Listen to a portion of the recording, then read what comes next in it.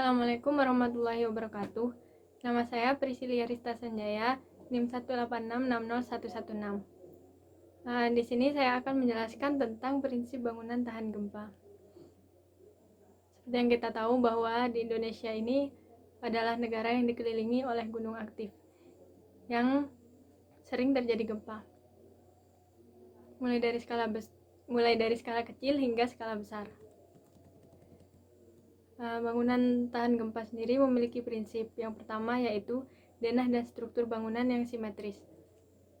Menggunakan denah dan struktur bangunan yang simetris itu memudahkan untuk menentukan titik kolom dan pondasi yang nantinya akan menjadi rangka utama dalam suatu bangunan.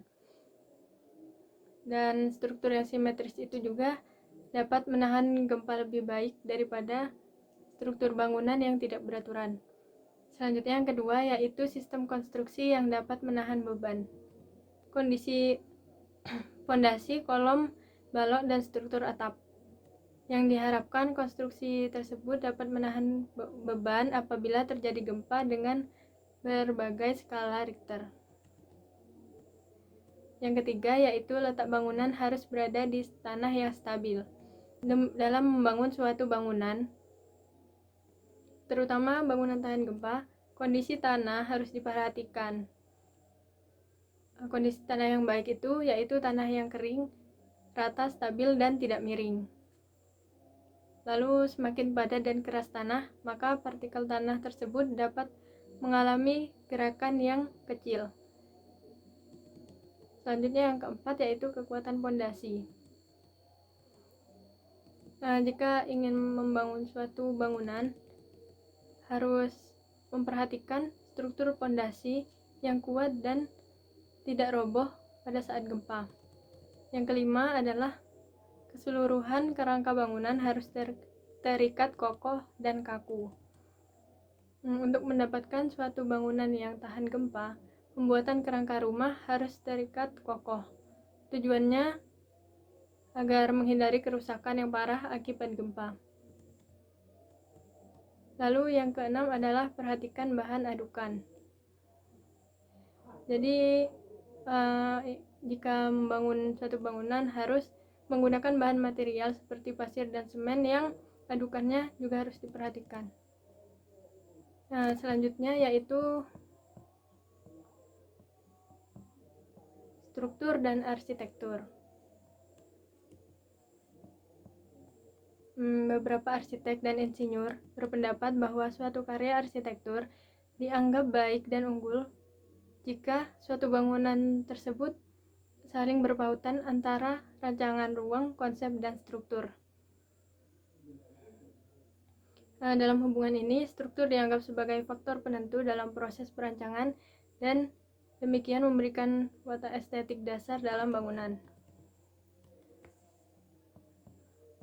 Selanjutnya adalah studi kasus. Studi kasus di sini menggunakan rumah kos Keputih Jilid 2 yang alamatnya di Bumi Marina Mas Blok E nomor 57 Keputih Sukolilo Surabaya dengan arsitek Andi Rahman Arsitek. Menurut data penelitian Departemen Teknik Geologi Institut Teknologi 10 November atau ITS Surabaya, kekuatan gempa di Surabaya pernah mencapai 6,5 magnitudo. Pada tahun 2012, patahan aktif gempa terjadi di Jalan Sukolilo, Surabaya, Jawa Timur. Tepat di alamat rumah kos Keputih ini. Jadi struktur bangunan di sini harus diperkuat agar mampu menahan guncangan tanah akibat gempa. Selanjutnya adalah tata massa bangunan. Bisa dilihat di denah. Tata massa bangunan di sini berdasarkan zonasi yang dibuat berdasarkan alur sirkulasi yang saling terkait.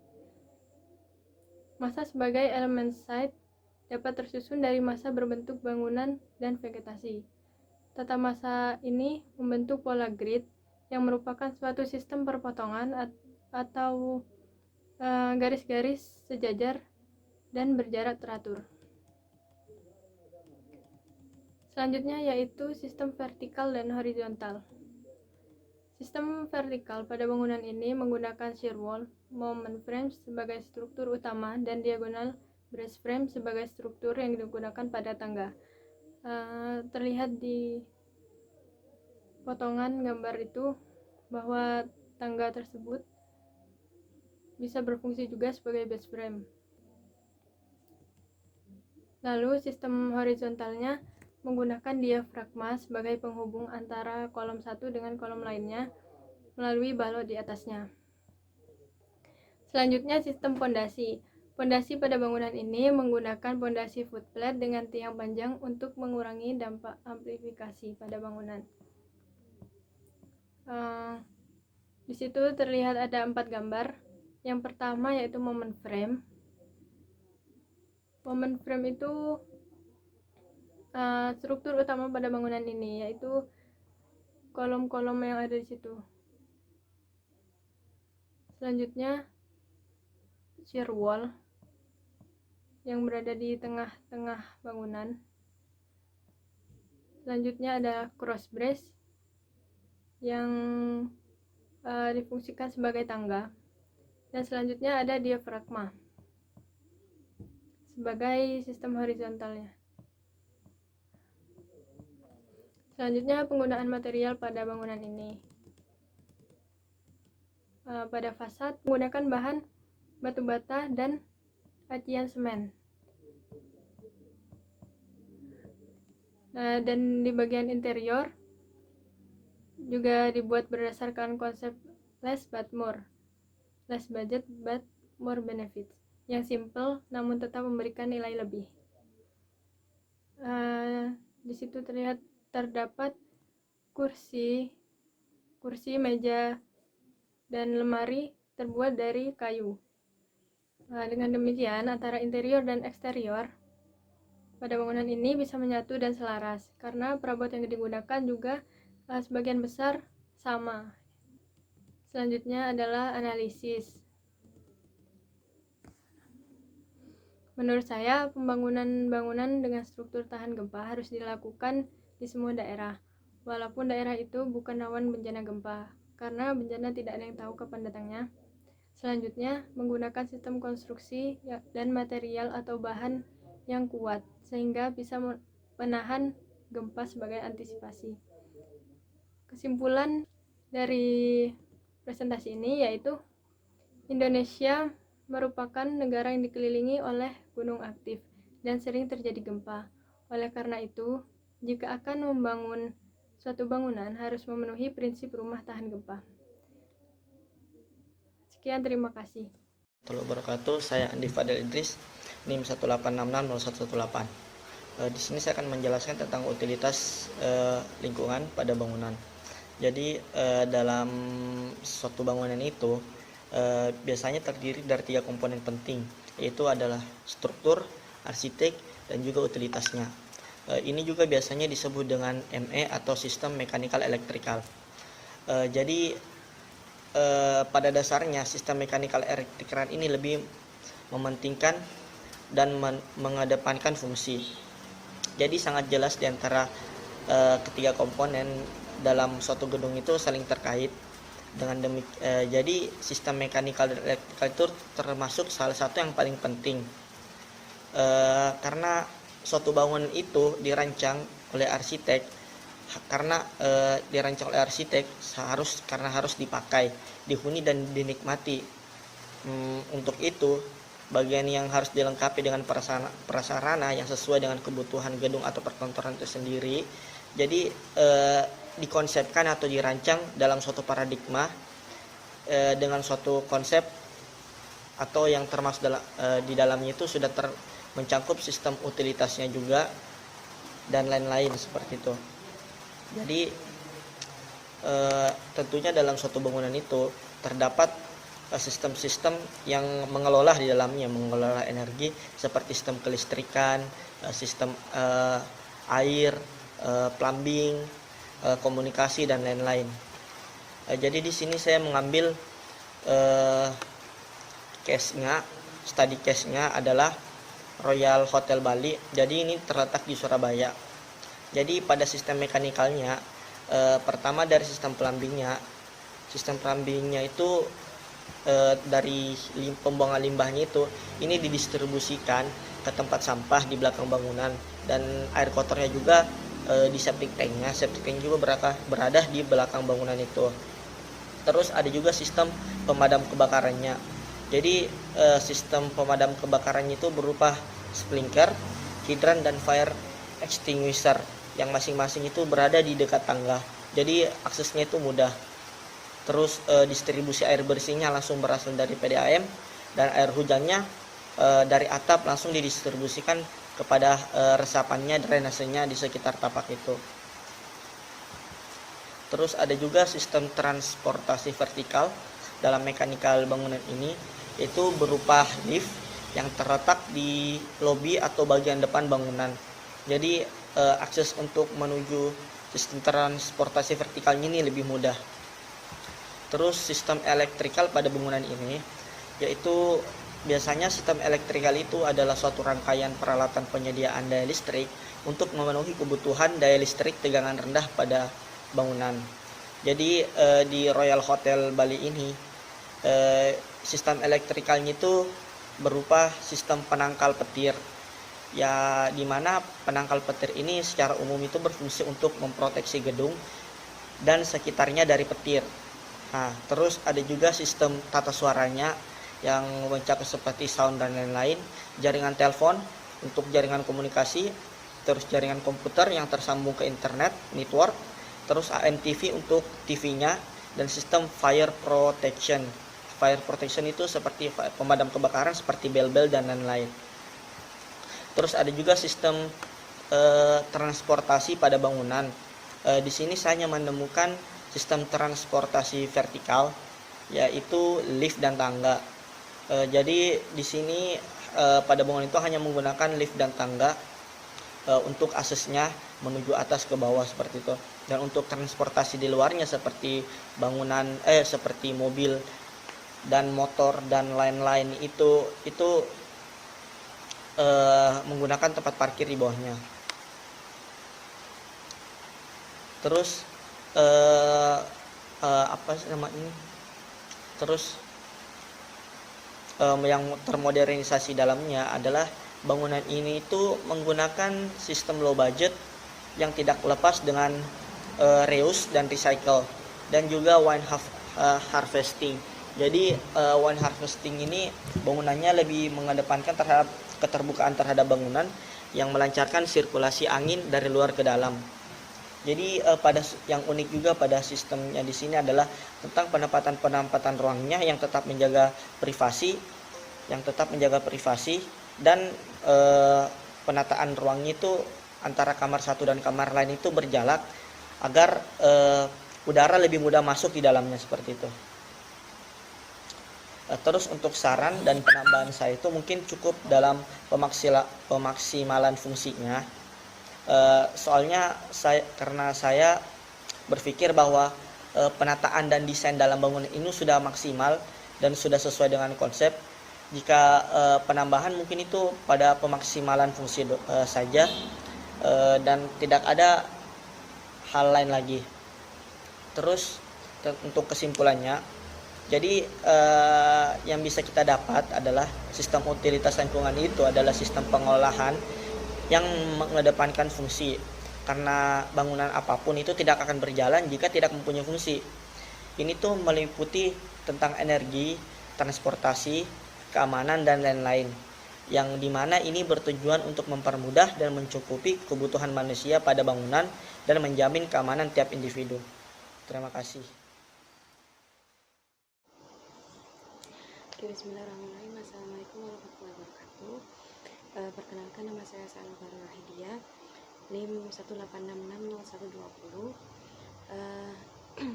Di video ini saya akan menjelaskan tentang Principle Building Design for Topography.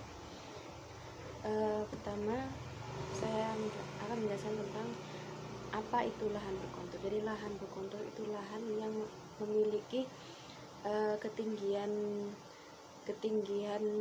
ketidaksetaraan tinggi lahan, atau yang dimana lahan ini biasanya berada pada dataran tinggi, atau bisa juga pada dataran rendah, cuman pada dataran rendah itu tidak se ekstrim di daerah dataran tinggi. Kemudian pemaksimalan ruang pada site yang kecil, terdapat dua fitur penting yang dapat diperhatikan dari kondisi tapak aslinya, yaitu yang pertama fitur air dan karakteristik tanah. Kemudian untuk memaksimalkan ruang pada site yang kecil, dapat kita gunakan split level, retaining walls, dan basement pada suatu bangunan itu sendiri, agar pada bangunan tersebut bisa lebih kuat dan lebih memaksimalkan ruang pada site tersebut. Kemudian terdapat literatur review dari beberapa sumber menghasilkan dua inti dari sumber tersebut, yaitu yang intinya sebagai beberapa cenderung meletakkan kondisi lahan dengan menggali atau menguruk tanah sehingga didapatkan kondisi lahan yang datar untuk mempermudah membangun hunian. Namun hal ini secara teknis pembangunan memang lebih mudah, namun cukup memakan biaya. Kemudian untuk lahan berkontur yang akan dibangun hunian atau rumah tinggal, sebaiknya tetap memperhatikan kondisi existing lahan. Kemudian untuk perbedaan ketinggian dalam ruang dikoneksikan atau dihubungkan dengan beberapa anak tangga saja, seperti split level atau ramp. Kemudian untuk studi kasus dari kelompok kami mengambil White Cliff House yang berada di Bandung.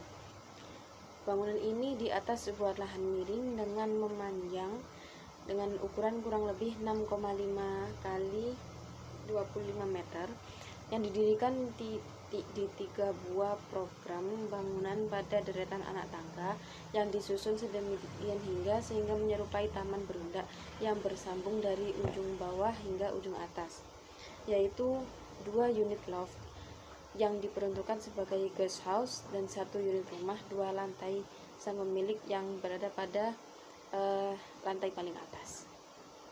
Kemudian pada bangunan White Cliff House ini bisa terbilang tahan gempa karena menggunakan split level yang ditunjukkan pada panah warna biru dan basement yang ditunjukkan pada lingkaran biru. Kemudian struktur dari bangunan ini sendiri menggunakan fondasi footplate yang tinggi antar fondasinya sama agar struktur bangunannya kuat. Kemudian dan struktur yang lainnya menerapkan sistem cross brace agar bangunan dapat tahan terhadap gempa. Kemudian pada anak tangga bangunan ini dibuat dari beton rabat dengan kombinasi material ubin semen lokal bermotif sisik berukuran 30x30 atau yang biasa disebut dengan ubin badak pada bagian bordesnya juga. Jadi ubin ini kenapa memilih ubin ini, karena agar tidak licin, mengingat melihat pada desain tersebut lokasi tangga dan ini bordesnya berada pada ruang terbuka sehingga rawan terkena hujan, sehingga rawan juga terkena air atau lumut. Kemudian pertimbangan masalah COVID-19, pemerintah kita menerapkan beberapa kebijakan, yaitu yang pertama lockdown, social distancing atau physical distancing, yang biasanya physical distancing itu minimal menjaga jarak antar orang dengan minimal jaraknya 1 meter, tapi idealnya itu biasanya 2 meter. Kemudian penyemprotan disinfektan, terus kemudian ada kebijakan juga dengan di rumah aja, hashtag di rumah aja. Kemudian ada juga memakai masker dan mencuci tangan dengan bersih secara rutin dan sesering mungkin. Kemudian untuk social distancing contohnya itu ada penutupan sekolah, penutupan tempat kerja, isolasi, karantina, badan sanitizer, pembatalan pertemuan, dan banyak lagi. Kemudian untuk virus corona, untuk pengenalan gejala virus corona dan cara pencegahannya dapat kita buat dengan infografis agar kemudian diupload ke sosial media atau yang lain, agar orang lain dapat menarik perhatian orang lain, sehingga dengan mudah membacanya dan mengerti maksud dari isi dari informasi tersebut, agar orang lain pun dapat melakukan dan menaati kebijakan pemerintah ini untuk memutus mata rantai penyebaran COVID-19 ini. Kemudian dari analisis saya, menurut saya untuk prinsip bangunan pada lahan berkontur ini, menurut saya penerapan sistem di lahan berkontur yang terpenting dapat berupa split level dan retaining walls. Mengapa? Karena kedua macam sistem pertahanan ini bentuk tanah yang paling efektif dan tidak merusak lingkungan. Untuk retaining walls dapat pula berupa taman daur ulang, seperti misalnya dari bahan bekas yang disusun rapi,